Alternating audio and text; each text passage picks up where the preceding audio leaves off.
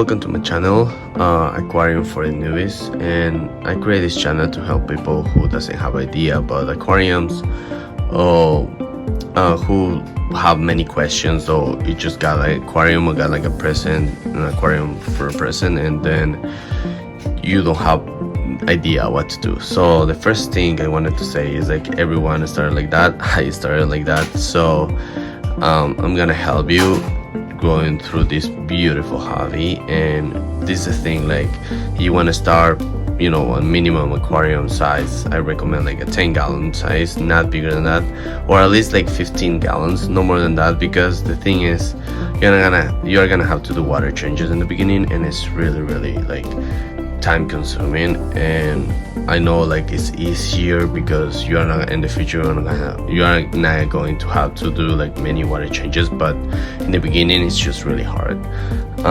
So I want to start with, like, if you're gonna get like a 10-gallon tank, you really need to get a smaller one, like the one I have on the right. That one is like 2.5 gallons. So why I said you need to get two instead of just like the 10-gallon tank, it's because in the beginning, if you're gonna start cycling with a fish in cycle, you need to have at least 2 fish, right? So if you're gonna get more later on, you're gonna have to like quarantine them, or you're gonna need a small hospital.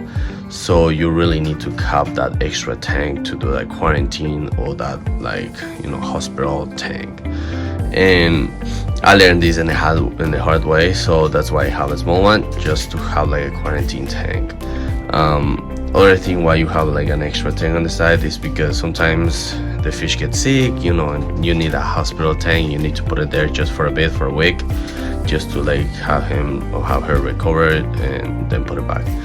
Anyway, so and the first thing also is like, if you want to get tank plants for your tank, get like easy ones like anubias. Anubias are really easy, and they don't need really too much care, and they don't need like highlights, so it's really easy to take care of them. Now you can use any substrate. If you wanna get like a planted tank, you can use like, as you see like in my 10-gallon tank, I have like gravel, and you just put like root tops in the bottom, the gravel on top. You should have to put like every 2 to 4 inches, like separate the root tops, and you're gonna be fine. The plants are doing it amazing. Now you don't need to start with like a CO2 tank or anything like that.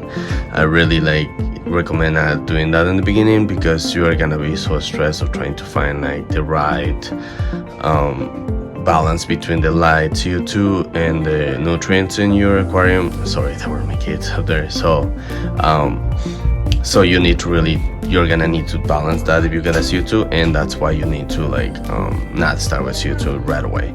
Anyway, so other things you need to buy in the beginning is I really recommend is this. That is test for GH and key edge.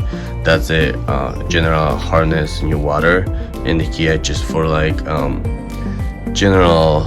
It's almost the same, similar to the general hardness, but it's just trying to find like other elements. And the thing is, you really need to buy that, because if you want manage your algae and your pH balance in your tank, you need to find out how your tap water, it's how hard your tap water is. So you need to take measures, like you need to add 1 gallon of distilled water or RO water and mix it, so you can just have a balanced tank, instead of just have a really hard water, and you can have only these fish like guppies or mollies. Instead of that, you can just put RO water or distilled water, and then you can have neon tetras or other fish that are for salt water. Anyway, so that's the first thing. You need to that test. You need to buy it. At the beginning, it's gonna sound really a little bit expensive, but in the long term, it's just gonna help you a lot. Otherwise, other thing, I'm sorry, you need to buy this prime. These are the chlorinator, so it's to help if you're gonna use tap water, to help making the tap water safer for your fish. And also you need to buy, this is the thing, you really need this, you don't need this in the beginning, but you're gonna need that in the future. We're gonna have like a planted tank, because if you have too much phosphates, you're gonna have a ton of algae, and you need to manage that again with like adding some like auto water or distilled water. Okay, so let's continue. Sorry, I had to go to see something for my kids. So anyway, I was talking about the phosphates, right? So you're not gonna need right now, but you need to really know your phosphates if you're planning to have a planted tank. So, and now let's go to the next one. So this freshwater master kit, that's gonna be your friend during this cycle moment and the first like at least 2 months of having like aquarium. So you really need to get that, because you need to test the ammonia levels, the nitrate levels, and the nitrate levels, and why these are really important. Also the pH, that's why this is the thing about this. So I'm gonna just pause it before I explain the ammonia, nitrite, and nitrate. It's because the pH goes really related to this. So you really need to know your GH and your KH. Why? So you don't have like these constant pH changes that can crash your cycle, and you're gonna start having like problems in your tank. So now you really need this freshwater master kit, because you need to know the ammonia levels. What is the ammonia? It's like, when your fish poops, or you have a little plant and your plant starts dying, so this becomes like ammonia source, and this ammonia, you need this special bacteria to transform this ammonia into nitrite, and nitrite into nitrate. So ammonia and nitrite are really bad for fish, are really dangerous. You can put some of this prime. This helps also not to make the tap water safer. That helps to like bundle the ammonia. Like an example, this is the ammonia, and it bundles there to help the fish not getting sick because of the ammonia. But just only that helps for like, I think is 48 hours. So that's why you really need this, because the freshwater master kit. So you need to know the levels, and you need to take like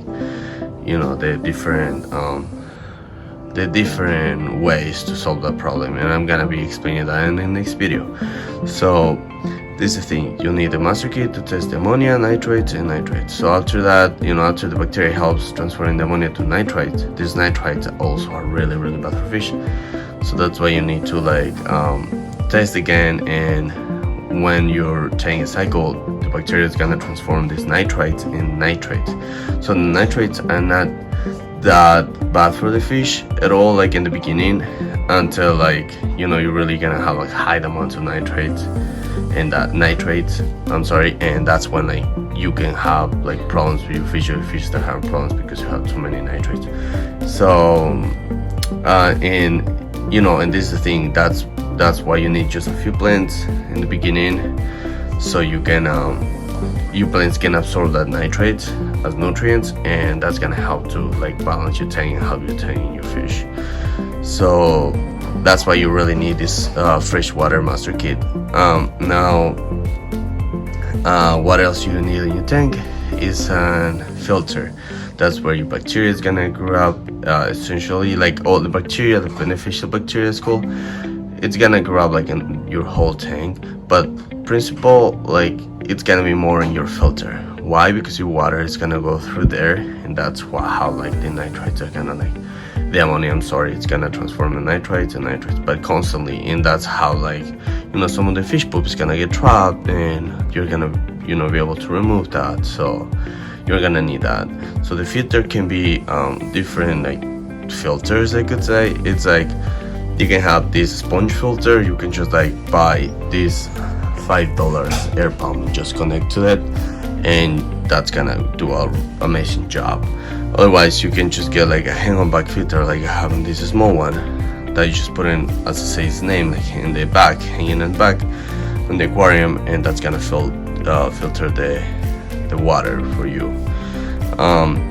Otherwise, you can just get like this interesting thing. I'm gonna just like move a little bit the camera, but you can get like these big ones that call canister filter. the essential, what is that? Is like a water box, I like to call it. The water goes through there, different like sponges and different like filter material, and that's filtering the water all the time. What is the best option for all of this? Of course, depending on your money, I could say the cheaper one is a sponge filter with the air pump. The air pump is like $5 and the sponge filter is like $3, so it's just really cheap. That's the best way you can go if you don't want to spend a lot of money. Otherwise, you can just go for a canister filter or external filter, and that's gonna cost you a little more, but it's just more silent. It's just a way different, like in silence, like in noise. So, but that, if you want to spend money. Otherwise, that's in the first of this video. What I'm making is like, I'm gonna resume. It's like make a resume. It's like tank. If you're gonna get a 10-gallon tank, you need a small one to make a quarantine and a hospital tank. You need a filter that is like, it can be a sponge filter, or it can be a handbag filter, or canister filter like I showed you before. Now you really need to get the GH and KH test kit, because you need to know your water to see if it's gonna be, changing your pH. I'm sorry. And also you need this. You can buy the different declinators. I think it's an IPA as well, API, sorry, dechlorinator, and you can buy that one as well. But this prime, I love this one because that helps to bundle the ammonia. It helps you, with the tank while you are cycling. Also, the essential one is like fresh water master kit. That's gonna help you to know about ammonia, nitrates, and your pH. That's gonna be your best friend in the beginning, in the first 2 months, to know like when you take a cycle, when you need to do the water changes and everything. And the third one, and the fifth and now like a really essential one is like, if you're gonna do a fishing cycle, try to get like the hardest fish. I know it's like it's gonna sound kind of crappy, because the thing is, you're gonna need to, if you do a fishing cycle, you need to do like a different water changes like twice a week or 3 times a week, just until you tank a cycle, so your fish doesn't get like harm at all. And I forgot to bring one, but I'm probably gonna bring it in the next video, because it's talking about like cycling and how to help you with the cycle. Is this beneficial bacteria? There's a live beneficial bacteria that I got. It is from Bridewell, and that helped me a lot. It helps cycle your tank like in 7 days, so it's amazing. Anyway, this is the first video I'm making. If you really like, it give you a lot of information, it help you. Subscribe if you wanna get like the first video when I'm uploaded, and you watch how to cycle your tank and everything. And this is all. If you have any other questions, if you have any questions at all, you wanna comment, just put it in the comment box. And see you in the next video. You're probably gonna see my face in the next video, I don't know. So thank you for watching, and have a wonderful day. Thank you. Bye bye.